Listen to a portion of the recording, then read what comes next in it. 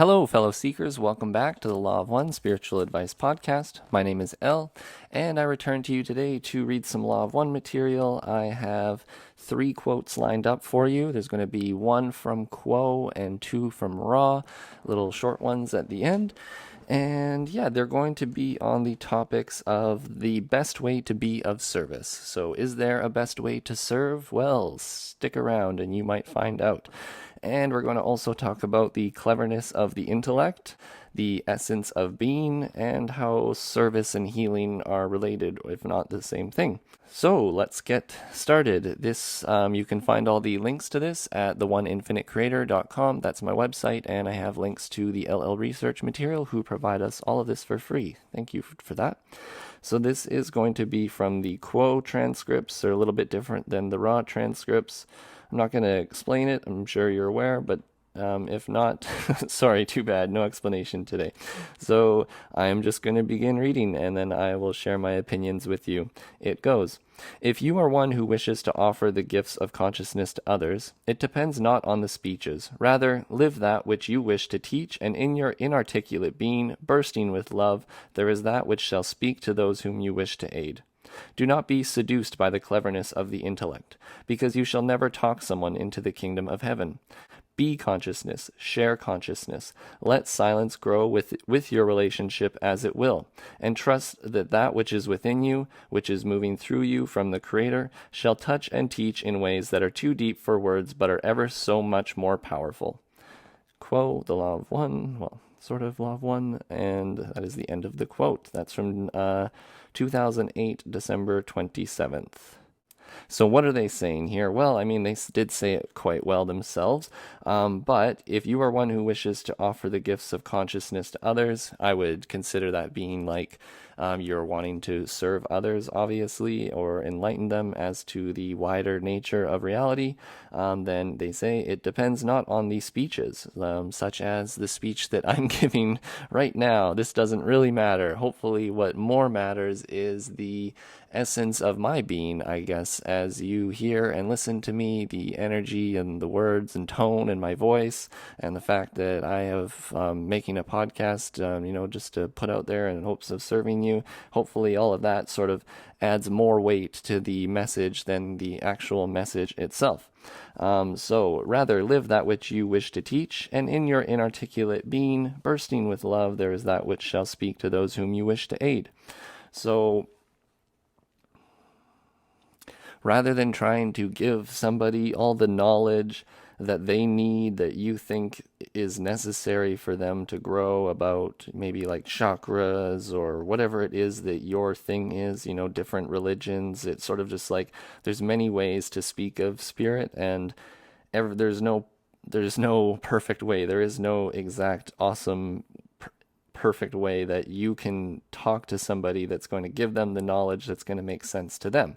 Each person will have their own unique resonance with whatever it is that makes sense to them. And so, rather than trying to give them a specific knowledge of chakras or whatever it is, you can instead just, in the attempt of whatever you do decide to tell them about, like even if you do decide, I want to tell them about chakras, well, that's fine. There's no problem with that. But when you do it, in your inarticulate being, which is just like as I'm expressing right now, I'm not thinking necessarily about everything I'm about to say. I'm just trying to express a message to you.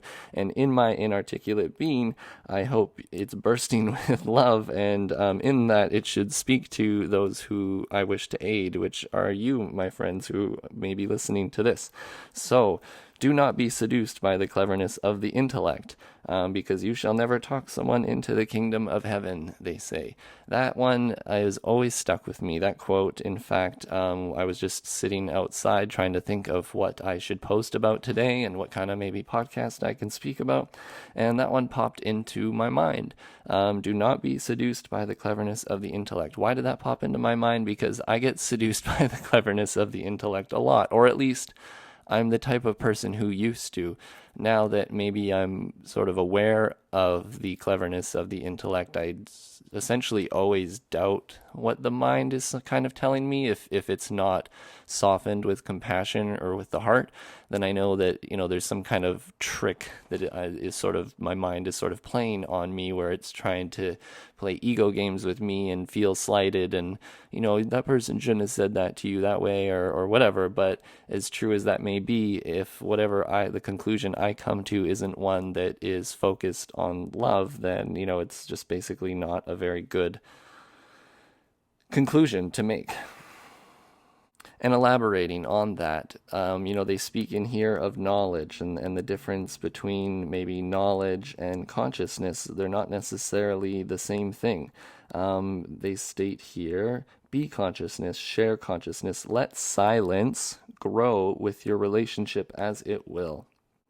So you let the silence grow. I suppose if you're sitting down with someone person to person, this makes more sense. Like, sometimes there isn't always words to help somebody. Somebody's going through a tragedy or something that's just bad, or that, you can't even really relate to because it hasn't happened to you, or even if it has happened to you, there's not really anything you can say that's going to comfort the other person, except just to, sit with them and look at them in the eyes, give them a hug, be that listening ear for that other person to vent and make sense of their life and their mind.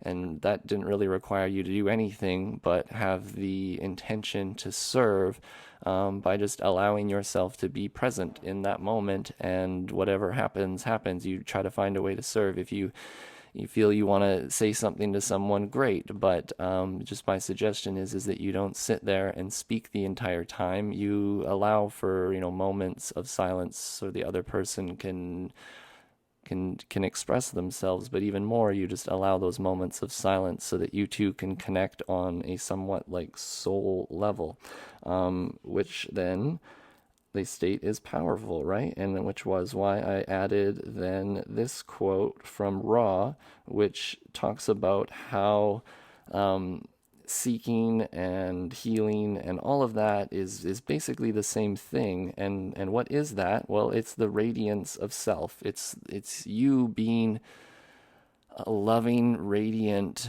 being who knows that you're of infinite worth, and that serving yourself is not selfish, because you need to be a good example of, what you think other people should be doing with their lives. You think they should be healthy? Well, maybe you should be healthy, and you should be that example to set. So in session 1718 of the Raw material, Ra states, true healing is simply the radiance of the self causing an environment in which a catalyst may occur which initiates the recognition of self by self of the self-healing properties of the self. Just a big old fancy, end of quote. That's just a big old fancy way of stating that, true healing is simply the radiance of self.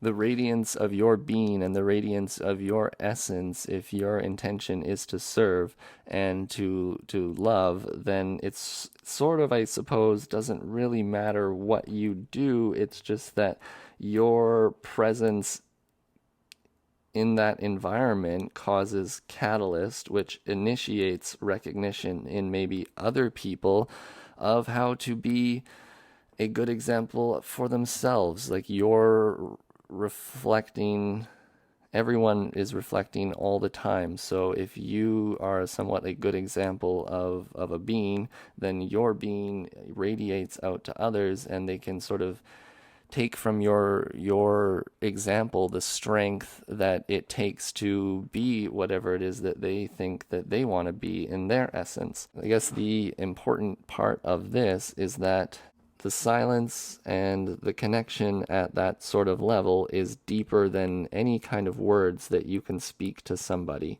So as you get to know yourself and seek the truth, whatever that means to you, and then you seek to undistort yourself and, find your way into the heart and compassion, both for the self and for other selves, then, the difference is there is no difference between the others and yourself. So if you are seeing a difference between the others and you, I mean, you're sort of wrong unless you're only looking at self and understanding that your free will for yourself is sort of the only choices that you get to make. Whereas choices for other people, you don't really have any say in that other than to just radiate truth from yourself. You be the truth that you want to see in the world, as that Gandhi said. Okay, so without further ado, I did say, what is the best way to be of service to others? And that is in session 17.30, which I've already kind of gone about. It's to radiate the essence of yourself. But this quote is probably going to maybe give you a bit more of an idea than my previous ramblings. So, session 17.30, Ra states, the best way of service to others is the constant attempt to seek to share the love of the Creator as it is known to the inner self.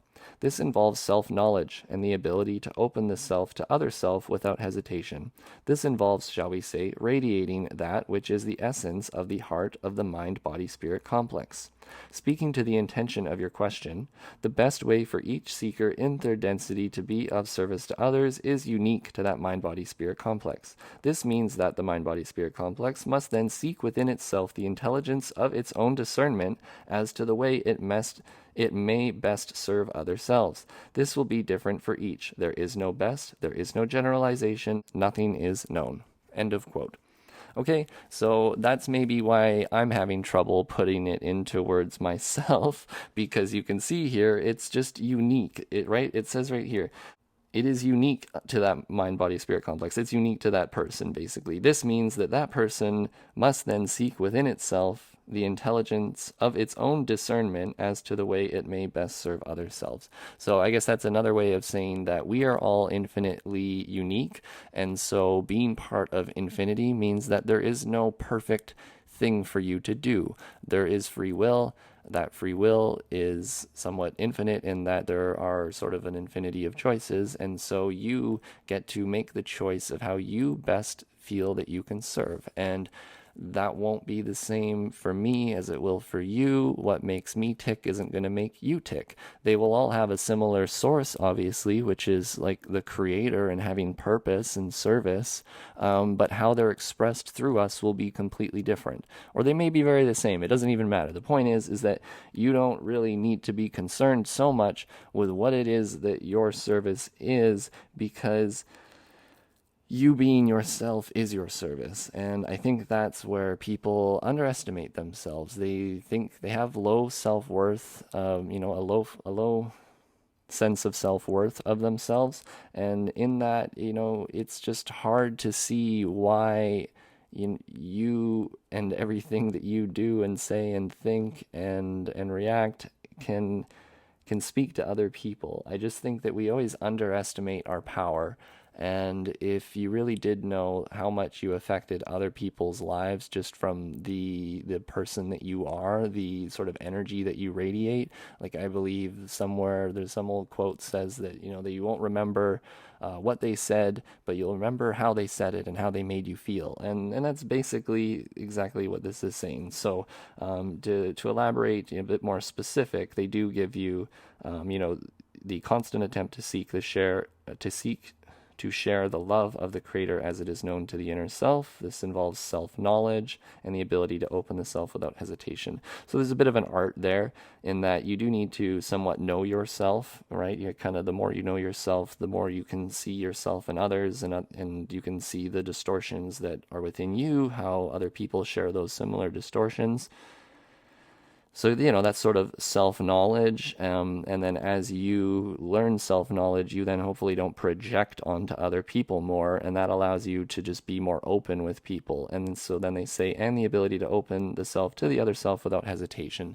So that's sort of a way of not worrying, to open yourself to someone else without hesitation is like another way of saying, like, just don't worry so much about what you say.